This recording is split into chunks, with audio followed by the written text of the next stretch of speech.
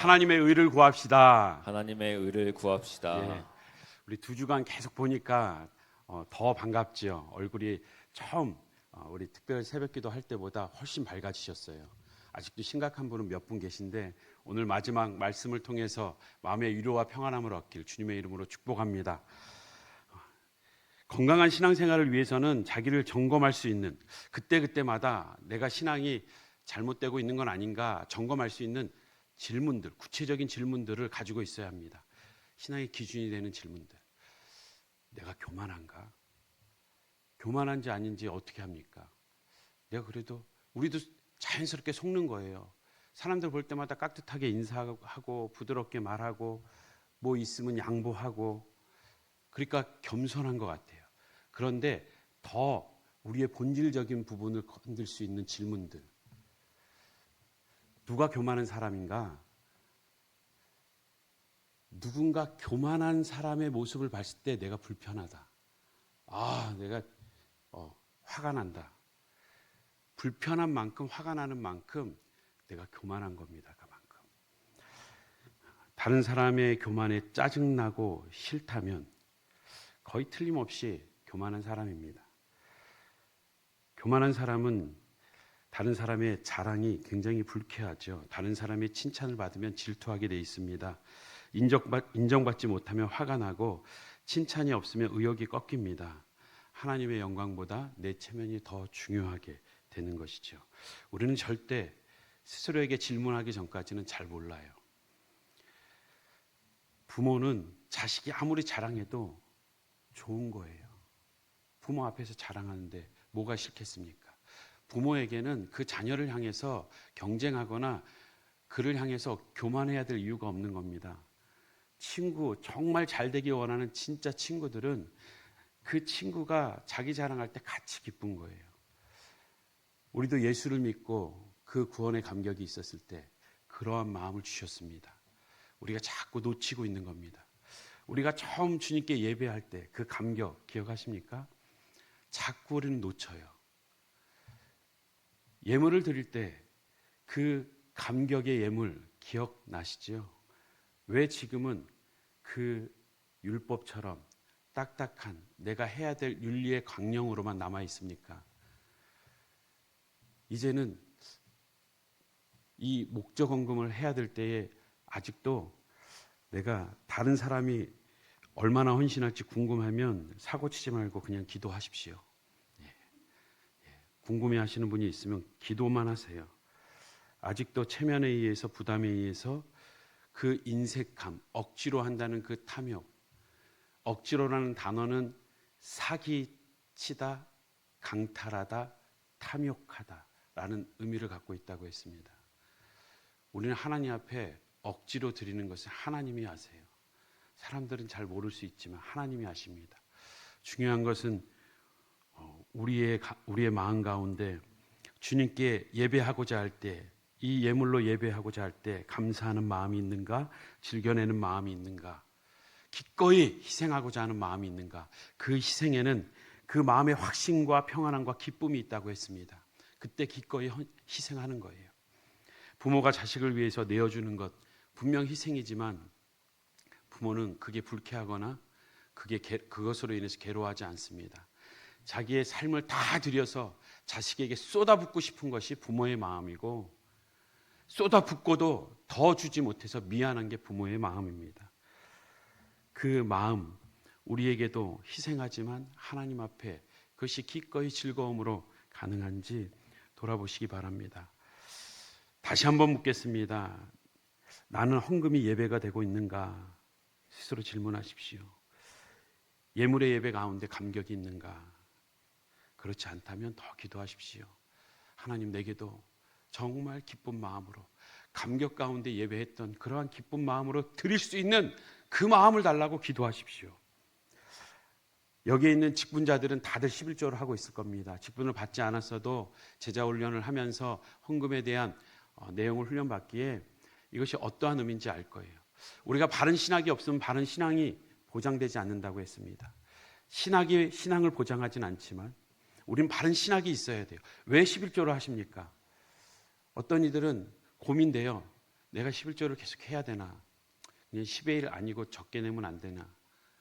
또는 이 11조에 대한 유튜브에 보면 부정적인 메시지들이 있어서 야, 이건 구약시대나 하는 거지 지금 내게 필요한 것인가? 우리가 11조라는 이름을 굳이 붙이지 않더라도 우리가 드리고 있는 이 10의 1을 통해서 우리는 분명히 기억해야 될 바른 신학이 있습니다. 그것은 자막이 없으니까 기억하십시오. 예배의 원리입니다. 10의 1을 드린다는 것, 그것은 예배입니다. 예물의 예배인 것이죠. 하나님께 드리는 겁니다. 그리고 그 10의 1을 통해서 구약에서도 나와 있듯이 함께 나누는, 함께 즐거워하는 자리에 쓰는 겁니다.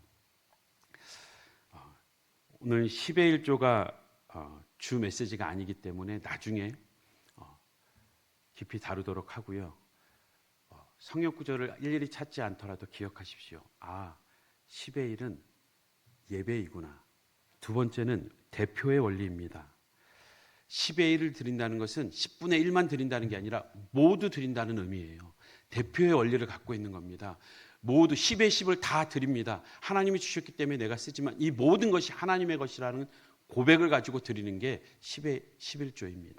그 대표의 원리를 통해서 물질의 주인이 하나님임을 고백하고 우리의 믿음의 고백을 담아 내가 이것을 10의 1을 주님께 드림으로 인해서 내가 궁핍해지는 게 아니라 내 삶은 내 인생을 하나님께서 책임진다는 그 믿음의 고백을 담아서 드리는 겁니다. 마지막으로는 대속의 원리입니다. 예배의 원리, 대표의 원리, 대속의 원리. 대속, 10분의 1, 그 대표의 원리로서 드려지는 누가 온 인류의 대표로서 드려졌습니까? 그 10의 1이라는 것은 첫 것을 드리는 겁니다. 누가 첫 열매가 되셨습니까? 그 11조는 곧 예수 그리스도를 예표하고 있습니다. 그리스도께서 드림바 되어서 우리에게 영원한 생명을 주신 것, 그 구원의 여표로서 드려지는 이 10의 1, 우리는 그 예수 그리스도로 말미암아 영원한 생명을 얻었음을 감사하며 그 예수 그리스도로 말미암아 영원한 생명, 천국을 소망하게 되었음을 고백하는 것이 10의 1, 그 예물에 담겨진 우리의 신앙 고백입니다. 이것을 우리가 기억하지 못하고 드린다면 다시 한번 우리의 신앙을 점검하십시오. 단지 율법적으로 드려서는 안 됩니다. 마치 이 10의 1을 드림으로써 내가 구원을 얻을 수 있는 것처럼. 아니, 구원은 예수 그리스도로만 구원을 얻으니 거기까지는 아니어도 내 의로움이 쌓여지는 것처럼 착각해서는 안 됩니다. 이 10의 1을 통해서 우리의 체면을 살리기 위한 것이 아닙니다. 그런 마음이 든다면 스탑하십시오.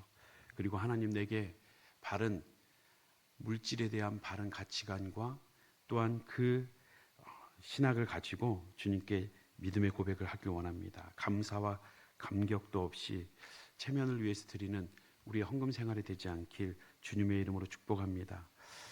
우리의 잘못된 오해는 하나님을 엄한 사람으로 보게 만들어요. 5달란트, 2달란트, 1달란트. 1달란트 받은 사람을 왜 꾸짖었습니까? 남기지 못해서 꾸짖었습니까? 아니죠. 하나님을 엄한 사람으로 봤기 때문이에요. 우리는 우리의 신앙생활 가운데 정말 하나님을 많이 오해하고 하나님을 엄한 분으로 보는 경우가 너무나 많습니다. 그래서 예수님께서 오늘도 말씀하시는 겁니다. 오늘도 예수님께서 이 땅에 오셔서 그 산상수훈을 말씀하실 때 우리는 너무 많이 오해해요. 야, 산상수훈. 모세의 율법은 그래도 액면 그대로 받아들였는데 간음하지 말라, 간음 안 하면 되고 도둑질하지 말라, 그러면 도둑질 안 하면 되는데 내 안에 탐심만 있어도 내 안에 음욕만 품어도 야, 예수님이 율법을 확 끌어올리셨네. 너무나 엄한 분이시네 라고 오히려 착각하기 쉽다는 거예요. 오늘 우리가 읽은 본문에 마태복음 5장, 6장, 7장은 우리가 잘 아는 산상수훈입니다. 그 산상수훈은 우리에게 윤리의 강령으로 주시기 위해서 그것을 해석하고 있는 게 아니에요. 모세가 시내산에서 율법을 받은 것처럼 예수님께서 다시 그 산에서 그 율법을 해석하고 있는 장면입니다. 오늘 그 많은 무리들, 예수님의 말씀을 들으면서 그 기적과 함께 신나서 모였는데 예수님이 말씀하실 때는 알듯 말듯 애매하고 힘든 거예요. 이해하기가 힘든 거예요. 너희는 먼저 그의 나라와 의를 구하라 하니까 불편해지는 겁니다. 부담이 되는 겁니다. 말씀을 듣기 위해 모이긴 모였지만 또 예수님이 언제 어떠한 기적을 어떠한 치유를 행하실지 모르니 또 기다려보지만 예수님이 하시는 말씀은 도통 모르겠고 또 그것을 이해한다 싶으면 괜한 불편함과 부담만 되는 겁니다. 하나님의 나라와 의를 구하라고 말씀하지만 그럴 여력이 없는 서민들 아닙니까? 당시에 유대의 대부분의 서민들이 그 무리가 되어 예수를 쫓았습니다. 가난한 사람들입니다. 삶에 여유가 없습니다. 간혹 여유가 있고 힘이 있는 자들이 따라다녔습니다. 그것은 종교 지도자들, 그들은 예수가 그 무리들을 미혹해서 마치 자신의 기득권을 뺏어갈 것처럼 여겼던, 불안해했던 그들은 그 기득권을 지키기 위해서 그 자리에 감시하기 위해서 와 있었지, 대부분은 지금 하루하루가 빠듯한 사람들이에요. 다들 천국을 원합니다. 유대인이라면 구약에서부터 율법을 듣고 그 하나님 나라 영원한 생명, 그 천국을 사모하는 것, 그래서 천국을 누가 들어가냐 온통 거기에 관심이 있습니다. 거기에 종교 지도자들은, 바리새인들은, 사두개인들은, 그들은 뭔가 하나님의 말씀대로 그 율법을 지켰기에 천국을 그래도 갈 만한 가능성이 있지만 우리 같은 사람들에게는 예수님을 따를 시간도 없고 그 기도할 시간적 여유도 없고 구제할 물질적 여유도 없어요. 없는데 어떻게 천국에 갑니까? 그들에게는 천국은 머나먼 얘기고 오늘 당장 먹고 살았으면 의식주가 급한 겁니다. 기도하고 구제하고 금식하는 것. 그렇게 우리도 그 의를 구하고 의롭게 살고 도덕적으로 고상한 삶을 살고 싶었던 것이 모든 유대인들의 소망이었지만 실제로 그렇게 살아갈 여력이 되지 않았습니다. 먹고 마시고 입을 것을 먼저 채워주거나 말씀하시지, 그것들을 채워주지도 않는데 구하지도 말라고 하지 않습니까? 먹을 것 구해야죠. 입을 것 구해야죠. 하나님이 도와주시지 않으면 어떻게 합니까? 그런데 구하지도 말라는 그 하나님, 제자들 때문에 다른 얘기 못하지만, 체면 때문에 큰 소리 못 쳤지만 그 무리들은 그 가운데에서 입에 풀칠이나 해주고 구하지 말라고 하면서 원망했을 겁니다. 그 속은 화가 났을 겁니다. 사랑하는 성도 여러분, 우리도 당장에 먹고 마시고 입을 일로 인해서 얼마나 바쁘게 살아갑니까? 시간적으로 봉사할 여유도 없고, 우리도 교회에 나와서 오랫동안 시간을 보내고 싶고 봉사도 하고 싶고 교육도 더 많이 받고 싶은 게 사실 아닙니까? 물질적으로 구제할 여유가 있어야 우리도 고상한 그렇게 의로운 삶을 살지 않겠습니까? 심적으로 여유가 없는 우리에게 신앙생활은 어찌 보면 여유가 있는 사람들이 하는 거구나라고 생각되면서 나도 여유가 생기면 신앙생활 열심히 해보겠다라고 우리의 신앙생활을 잠시 접는 이들도 있습니다. 하지만 예수님은 이 모든 따라오는 무리들의 삶과 형편을 아심에도 불구하고 하나님의 나라와 그의 의를 구하라고 아주 강력하게 선포하십니다.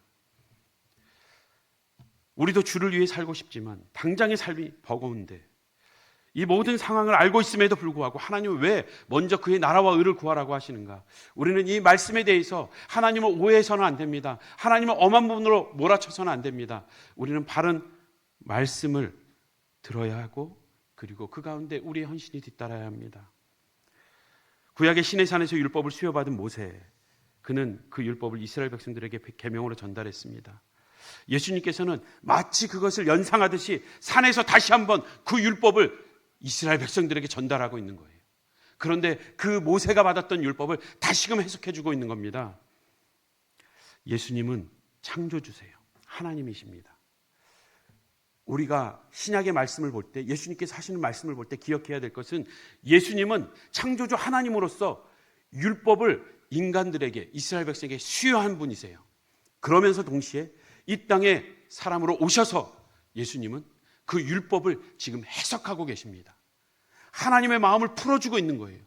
하나님을 오해하고 그리고 엄한 분으로 보면 오히려 하나님을 섬기는 것이 아니라 자신들의 배를 채우고 있는, 자신을 섬기고 있는, 우상 숭배하고 있는 그들을 향하여서 하나님의 마음이 무엇인지 해석해주고 있는 겁니다.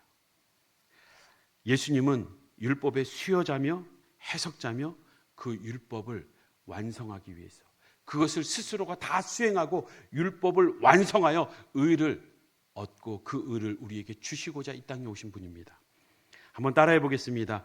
중요한 신학적인 내용이니까 먼저 이 내용만 기억하십시오.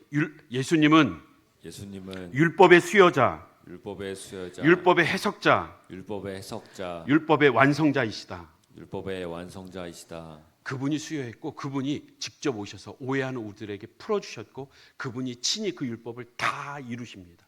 그 이루시는 그 모든 구원의 사역 공생애를 통해서 그 의를 우리에게 주기를 원하셨던 겁니다. 그래서 이 산상수훈에 오늘 해당되는 이 부분도 동일합니다.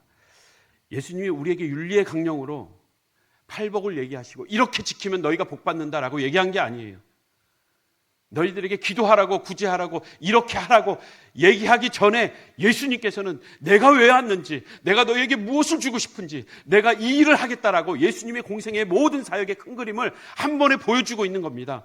너희는 먼저 그의 나라와 의를 구하라.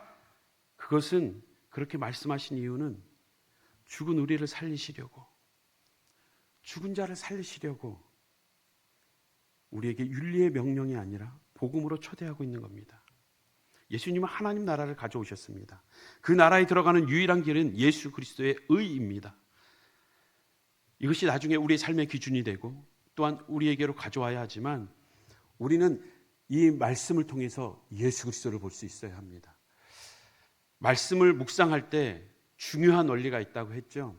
제가 여러 번 강조했고 강조하고 또 강조했습니다. 말씀을 묵상할 때 그냥 읽지 마십시오. 그 말씀에는 그 사건과 그 모든 내용 가운데 진짜 주인공이 있고 가짜 주인공이 있습니다. 겁쟁이인 기드온을 들어 쓴 것은 그가 용맹해서가 아니라 하나님이 일하시는 것을 보여주기 위함이었죠.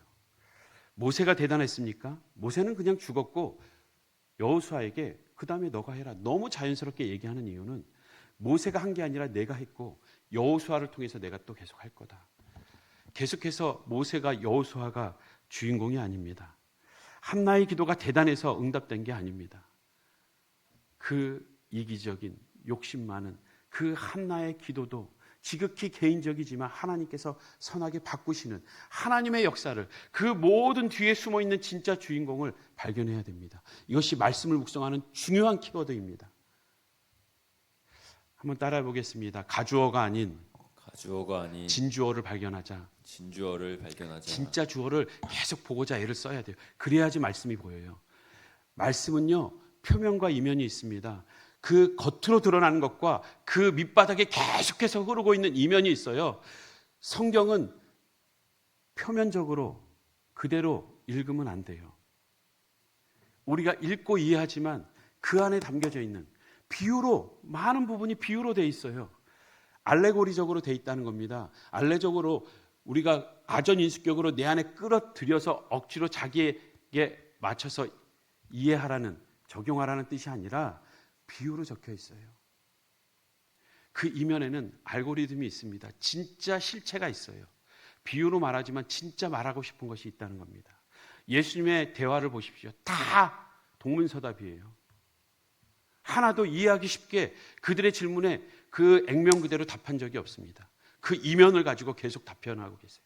예수님은 처음부터 이 땅에 오셔서 내가 누구인지 계속 말씀하고 계시고, 내가 생명이라고, 영원한 생명에 대해서, 구원에 대해서, 천국에 대해서 처음부터 끝까지 동일합니다.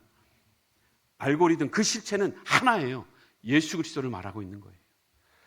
지금 왜 앞에 지저스, 포커스 온 지저스라고 되어 있습니까? 우리는 이걸 놓치면 신앙생활하지만 우리도 열심히 신앙생활하다 예수 놓치면 끝입니다. 표면과 이면이 있습니다. 비유로 말하고 있습니다. 씨 뿌리는 비유가 있어요. 예수님의 말씀을 잘 듣고 와서 여보 잘 들었어? 라고 물어보니까 좋은 밭에 열매가 많이 열려. 나 지금 나가서 열심히 밭 갈 거야. 돌 다 고를 거야. 지금 적용을 그렇게 하게 되면 표면적으로 이해한 거예요. 농부의 그 씨 뿌리는 비유를 듣고 가서 그대로 적용해서 돌 고르고 있으면 지금 예수님이 좋은 밭, 많은 열매 맺는 그 어떻게 농사를 지어야 되는지 얘기한 거예요? 아니죠. 우리의 마음밭을 얘기한 것이고 구원에 대해서 얘기한 건데, 생명에 대해서 얘기한 건데, 그 이면은 예수 그리스도이십니다. 한 번 더 따라하겠습니다. 말씀은 표면이 아닌 이면을 읽어야 한다. 이면을 읽어야 한다. 마지막 세 번째는요. 우리가 적용할 때 내게 먼저 적용하지 말고 예수님께 먼저 적용하십시오. 표현이 좀 어색하지만 일부러 강하게 말씀하려고 일부러 그렇게 표현하는 겁니다. 예수님께 먼저 적용하십시오. 나한테 먼저 적용하면 위험해져요. 빨리 말씀을 듣고 순종하고 그렇게 적용해야 내 삶의 풍성한 열매도 맺고 하나님 기뻐하시지 않겠습니까? 그렇습니다. 말씀을 들을 때 우리가 우리에게 적용해야 되지만 먼저 예수님을 발견하는 거예요. 여기서 예수님의 어떠한 모습, 예수님의 어떠한 사역, 예수님의 어떠한 일을 지금 말하고 있는지 예수님께 먼저 적용해야 되는 거예요. 오늘 메시지도 마찬가지입니다. 오늘 이 메시지를 바로 이해하기 위한 거예요. 너희는 먼저 그의 나라와 의를 구하라. 하나님 나라를 위해서 열심히 일해야지. 내가 정말 의롭게 하나님의 그 말씀에 맞게 의롭게 살아야지. 지금 그 얘기를 하는 게 아니라니까요. 나중에는 우리가 적용해야 되지만 그의 나라는 예수 그리스도를 말하는 거예요. 하나님의 나라, 하나님의 나라, 그 천국을 얘기하고 있는 겁니다. 그 천국은 우리가 죽어서 가는 어떠한 장소가 아니라 그 천국은 하나님의 통치가 이루어지는, 그래서 우리가 지금도 누려야 될 그 통치의 개념으로 풀지만 더 명확하게 성경은 그 천국은 곧 예수 그리스도라고 인격으로 비유하고 있습니다. 천국은 포도원이 아니라 포도원의 주인이라고, 천국을 비유하면서 잔치를 베푼 그 잔치 자리가 아니라 잔치를 베푼 임금이라고. 왜 천국을 임금이라고 주인이라고 표현합니까? 예수 그리스도가 하나님 나라예요. 그분이 통치가 있는, 그분의 임재가 있는 그 자리가 하나님 나라예요. 예수 그리스도가 천국이기 때문입니다. 그분의 의가 아니면 우리는 그 영원한 생명을 얻을 수 없고 천국에 갈 수 없기 때문에 예수님을 구하라고. 너희는 나를 구해라. 먹고 마시고 입을 거 구하지 말고 나를 구해라라는 거예요. 왜? 내가 너희를 살릴 수 있기 때문에. 너희에게 진짜 필요한 것은 생명이지 먹고 마시고 입는 것이 아니다라는 겁니다. 세 가지 기억하고 계십니까? 말씀을 묵상할 때 가주어와 진주어를 분별하십시오. 말씀을 묵상할 때 표면과 이면을 분별하십시오. 말씀을 읽을 때 내게 적용하기 전에 먼저 예수님께 적용하십시오. 그 이웃이 예수 그리스도라는 것을 얘기하고 나서야 강도 만난 자 너희가 강도 만났고 내가 이웃이다라고 얘기한 다음에 너희도 가서 그렇게 행하라. 그 다음이 우리에게 적용이 되는 겁니다. 예수님께 적용하지 않으면 먼저 된 자가 나중되고 나중된 자가 먼저 되니까 내가 나중되지 않기 위해서 끝까지 열심히 해야겠다. 내게 먼저 적용하지 말라니까요. 먼저 되게도 할 수 있는, 나중됐지만 먼저 되게도 할 수 있는, 천국에 들어가지 못할 것 같은 저들에게도 내 의를 전가해서 천국에 들어가게 할 수 있는 그 천국의 주체가 나다. 예수님을 얘기하는 거예요. 계속 예수님이 어떤 일을 행하시는지, 예수님의 실체가 무엇인지 예수님을 발견하지 못하고 우리의 삶에 먼저 적용하면 위험해집니다. 오늘 본문도 너희는 먼저 그의 나라와 의를 구하라. 이것은 우리에게 말씀하신 윤리적인 강령이기 이전에 하나님께서 우리를 살리시겠다는 선포입니다. 우린 죽었어요. 죽은 사람이 어떻게 나 구원해달라고, 나 살려달라고 얘기합니까? 죽은 겁니다. 예수님이 살리시겠다는 겁니다. 그 누구도 그의 나라와 그의 의를 구할 수 없습니다. 죽은 우리가 구하지 않았어요. 근데 그 예수님이 오셔서 너희에게 진짜 필요한 것은 먹고 마시고 입는 게 아니라 영원한 생명, 진짜 생명이다. 이걸 얘기해 주시고 싶은 겁니다. 제가 어제 바닷가에 빠졌습니다. 기억하시나요? 제가 정말 이렇게 숨기고 싶었던 그 안에 담긴 스토리 하나를 마저 얘기하면, 제가 빠져서 다시금 돌아가려고 마스크를 벗는 순간 물을 먹었죠. 죽었구나. 어떻게든 다시 뒤집어져 갖고 배영을 하면서 어떻게든 버티고 있었어요. 그러다가 다시 헤엄을 치려고 헤엄을 치는데 이 벗은 마스크가 힘든 거예요. 이게 힘든 거예요. 그냥 쳐도 힘든데, 근데 이 마스크가 시찰에 가기 전에 사랑과 은혜교회 정원주 목사님이 꼭 이 마스크를 사라고 그랬거든요. 이게 좀 비싸지만 이걸 사라고 그랬어요. 앞면 전체 마스크. 이게 필립스에서 처음 이게 개발을 했다. 이게 굉장히 좋다. 막 그래서 비슷한 아류작이 많은데 꼭 그걸 사야 된다 그래서 제가 필립스 하니까 또 김동일 집사님도 생각나고 해서 비싸지만 샀어요. 이 7만 원 주고 물안경 이거 사겠습니까? 샀는데 지금 죽으냐 사나 문제인데 이게 아까운 거예요.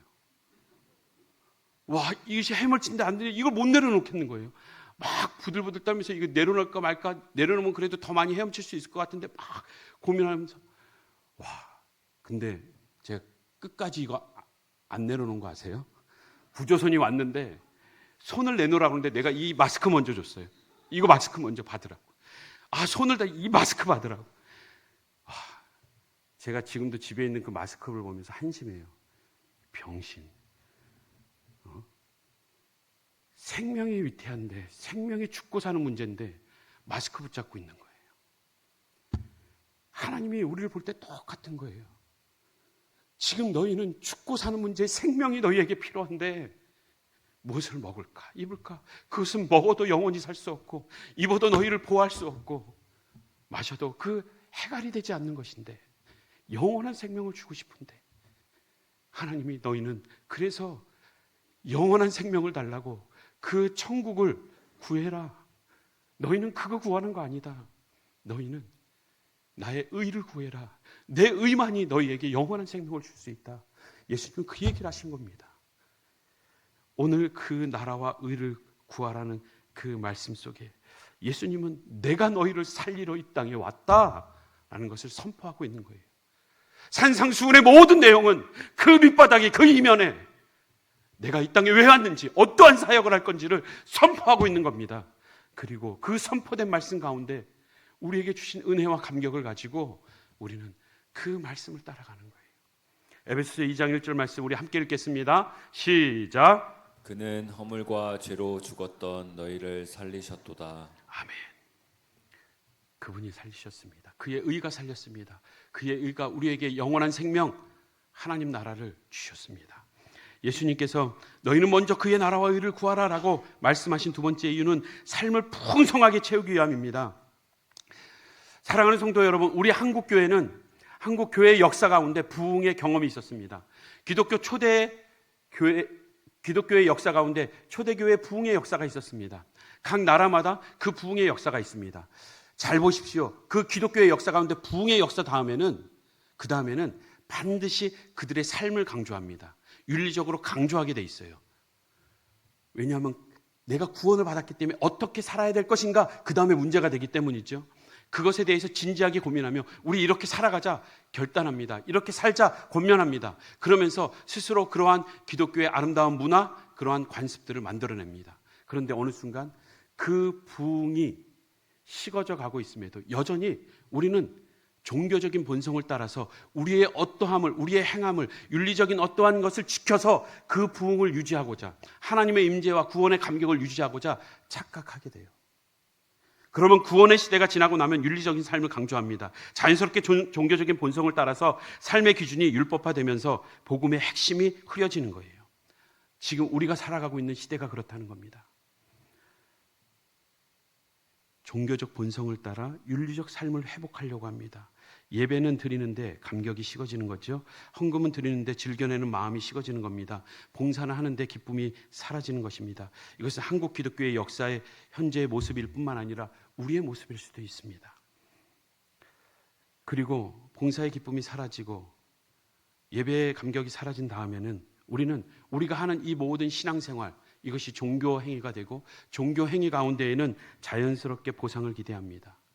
그 보상이 하나님께로부터 누리지 못할 때 우리는 사람에게 기대합니다. 섭섭해집니다. 원망이 됩니다. 상처를 주고받으며 분열이 시작됩니다. 자연스럽게 우리의 신앙은 보여주기 위한 신앙이 되고 대가를 바라는 신앙이 되면서 변질되고 외식하게 됩니다. 이 독사의 자식들아, 이 독사의 새끼들아. 그것은 바리새인들에게 얘기한 것이 아니라 오늘 우리가 읽고 우리의 영적인 상태를 점검하라고 예수님께서 강하게 말씀하고 계시는 겁니다. 예수님께서는 이러한 삶의 풍성함을 주길 원할 때에 우리는 오히려 복음의 감격을 갖고도 다시금 공고해질 때가 있습니다. 성령으로 시작했다가 육체로 마치려고 하는 거예요. 율법으로 마치려고 하는 겁니다. 복음을 들었는데 우리는 다시금 율법으로 돌아가려고 하는 거예요. 하나님께서는, 예수님께서는 더 풍성함을 우리에게 주려고 합니다. 이 땅 위의 삶, 영원한 삶. 한 고아가 있습니다. 병든 아이의 고아가 있습니다. 그가 위문 오는 사람들에게 손을 내밉니다. 나에게 먹을 것을 더 달라고. 먹을 것을 더 달라고 간절하게 요구하는데 한 어르신이, 아주 맑은 정장을 입은 어르신이, 아니야, 먹을 거 구하지 마. 너는 너를 입양해달라고 얘기해야 돼. 그래야지 너가 살 수 있어. 너가 더 풍성해질 수 있어. 근데 이 아이는 끝까지 먹을 걸 달라고, 돈이 있으면 돈을 달라고. 오늘 이것이 우리의 모습이라는 거예요. 아니야, 내가 너를 입양하고 싶어. 너가 여기다 사인만 하면 돼. 받아들일 수 있겠니? 영접할 수 있겠니? 믿을 수 있겠니? 사인만 하면 그 아이는 먹고 마시고 입는 것이 문제가 되지 않습니다. 그의 질병이 치유가 되고 그에게는 풍성한 삶이 보장되어 있음에도 끝까지 입을 거 달라고, 먹을 거 달라고. 우리가 하나님 앞에 이미 구원받은 자녀로서 무엇을 구해야 될지를 말씀하고 있는 것입니다. 분명 오늘 말씀하신 것처럼 33절에 있는 것처럼 먼저 그의 나라와 의를 구하라. 그리하면 이 모든 것을 너희에게 더하시리라. 너희에게 무엇 채워주시겠다는 것이 아니라 더 이상 구할 필요가 없는 존재로 만들어주겠다는 거예요. 우리에게는 하나님의 자녀가 되는 그 신분의 변화 속에서 모든 것이 채워지는 은혜가, 역사가 있게 되는 것입니다. 우리가 다시금 복음으로 시작해서 율법으로 공고해지고 있지는 않습니까? 하나님은 우리에게 그 복음 가운데 예수 그리스도의 그 나라와 의를 구하는 가운데에 영원한 생명, 미래의 문제가 아니라 오늘 우리가 그 예수님과 동행하며 천국을 누릴 수 있다는 것을, 오늘 이 땅의 삶에서도 순간순간 미혹되고 죄의 유혹과 그 신앙의 많은 어려운 가운데 있어도 그분의 도움으로 지혜를 얻고 힘을 얻고 능력을 얻고 우리가 이겨낼 수 있는 풍성함이 이 땅 위에서도 있다는 것을 우리는 기억해야 합니다. 요한복음 10장 10절 말씀에 있는 것처럼 도둑이 오는 것은 도둑질하고 죽이고 멸망시키려는 것뿐이지만 내가 왜 왔는지 아느냐? 너에게 영원한 생명을 줄 뿐만 아니라 이 땅에서도 영원한 삶에서도 풍성함을 얻게 하기 위함이다 라고 말씀하십니다. 사랑하는 성도 여러분, 예수님께서 그의 나라와 의를 구하라고 했습니다. 그분의 의가 우리를 다시 살릴 수 있고 우리를 풍성하게 할 수 있습니다. 결국에는 예수님의 구원 사역을 선포하시려고, 예수님의 구원 사역을 선포하시고자 오늘 이 말씀을 주고 계신 것입니다. 고린도후서 5장 21절 말씀 우리 함께 읽겠습니다. 시작. 하나님이 죄를 알지도 못하신 이를 우리를 대신하여 죄로 삼으신 것은 우리로 하여금 그 안에서 하나님의 의가 되게 하려 하심이라. 우리가 죄죠. 우리가 죄인이죠. 그런데 우리가 아니라 그분을, 예수 그리스도를 죄로 삼으셨대요. 심판받을, 저주받을 그로 삼고 그 안에서 우리가 하나님의 의로 발견되기 위해서, 하나님의 의를 덧입기 위해서 그를 죄로 삼으셨다는 겁니다. 예수님께서 그 우리에게 의를 주시고자 이 땅에 오셨습니다. 우리를 살리고 구원하시려는, 그 풍성케 하시려는 하나님의 마음을 오늘 말씀을 통해서 발견하길 주님의 이름으로 축복합니다. 이 산상수훈의 이 앞절에도 계속 반복해서 보물을 땅에 쌓아두지 말라. 눈이 성하면 모든 것이 온전하다고, 모든 것을 바로 볼 수 있다고. 아니, 소경입니다.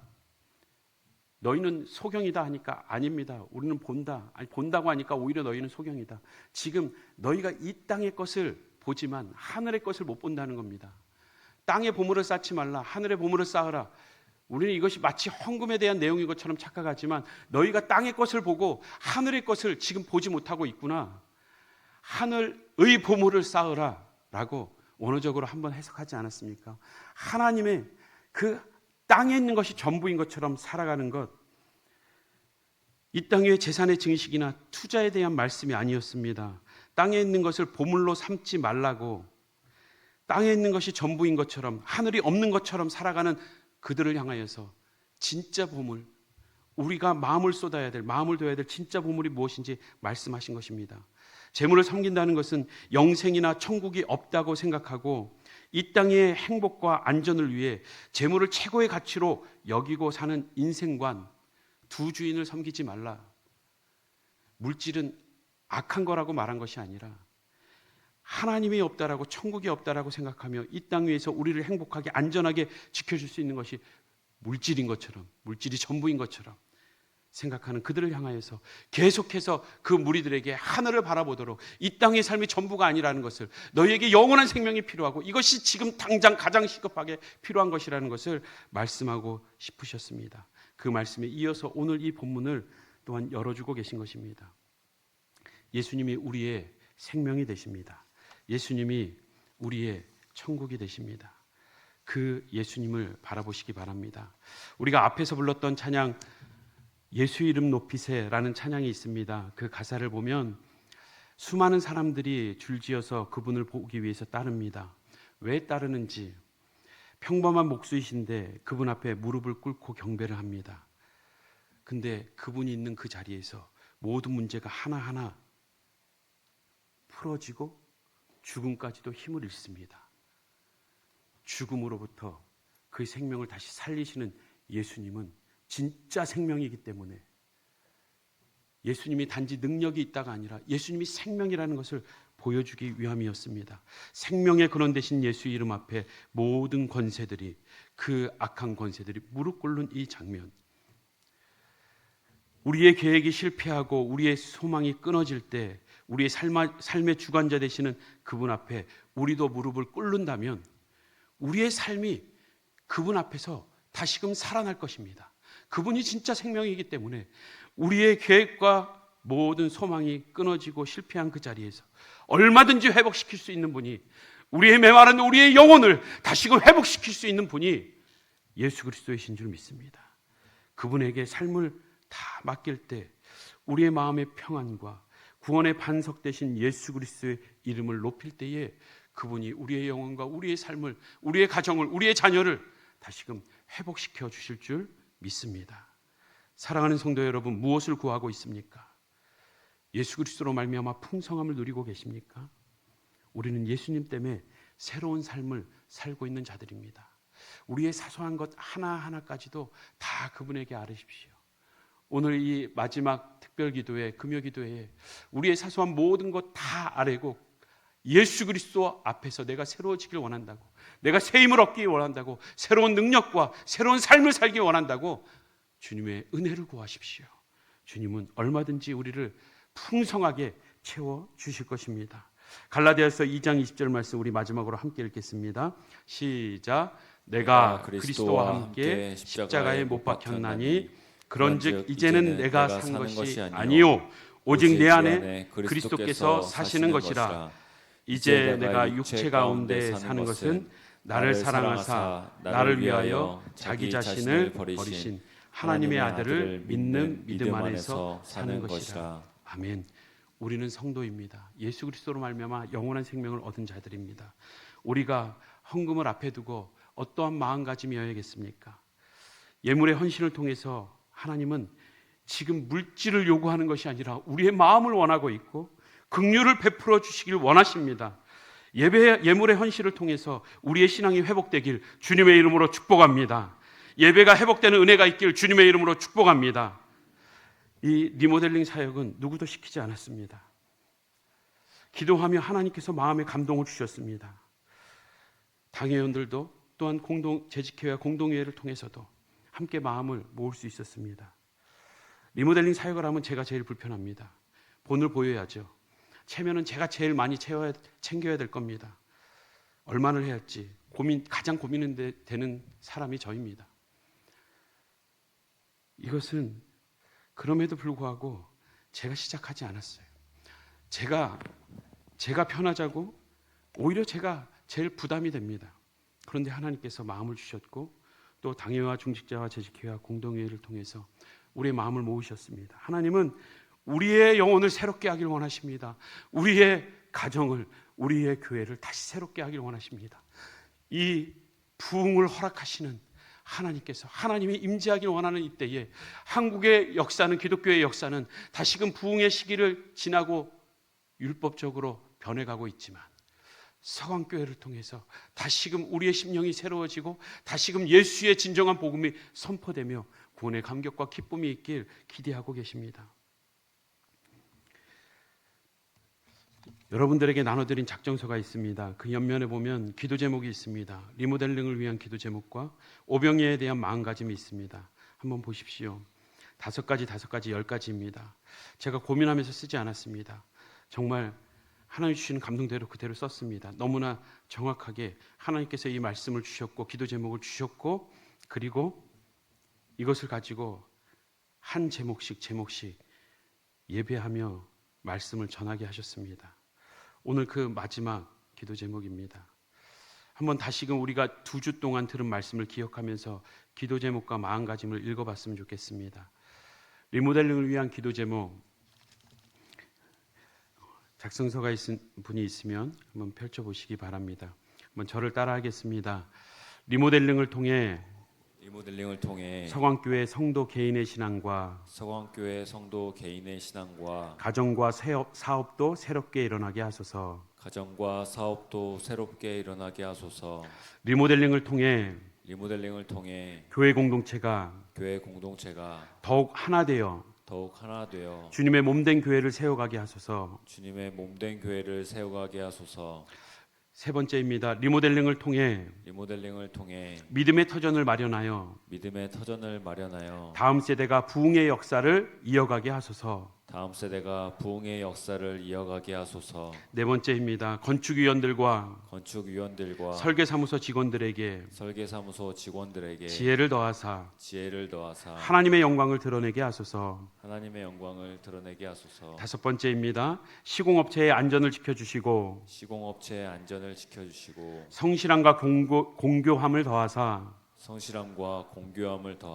은혜 속에 완공되게 하소서. 우리가 작은 물고기 2마리 떡 5개를 드리듯이 오병이어를 우리가 함께 마음을 모으길 원하는 데 있어서 5가지 기도 제목을 주셨습니다. 첫 번째 함께 따라하겠습니다. 하나님의 사랑과 구원의 은혜에 감사하는 마음으로 드리는 예물의 예배가 되길 바라며 자원하는 마음과 헌신의 즐거움을 누리고 주님께 드리는 향기로운 제사가 되길 바라며 세 번째입니다. 믿음의 결단과 작은 순종을 통해 오병이어의 기적이 일어나는 은혜를 경험하길 바라며 네 번째입니다. 오병이어에 동참하는 손길들이 하늘에서 해같이 빛날 줄 믿고 영원한 상급을 바라며 오늘 마지막 기도 제목입니다. 작은 섬김이 자녀 세대를 세우며 하나님의 나라가 확장되는 축복의 통로가 되길 바라며 아멘. 우리가 하루하루 말씀을 듣고 하나님께 기도를 올려드렸습니다. 이 리모델링 사역을 통해서 우리의 영혼과 우리의 가정과 우리의 교회와 이 나라와 이 세대가 다시금 새로워지는 은혜가 있게 해달라고, 그 부흥의 은혜에 함께 누리는 기회가 되게 해달라고 함께 기도하기를 원합니다. 우리 앞에서 불렀던 찬양, 먼저 그 나라와 의를 구하라, 함께 찬양하겠습니다.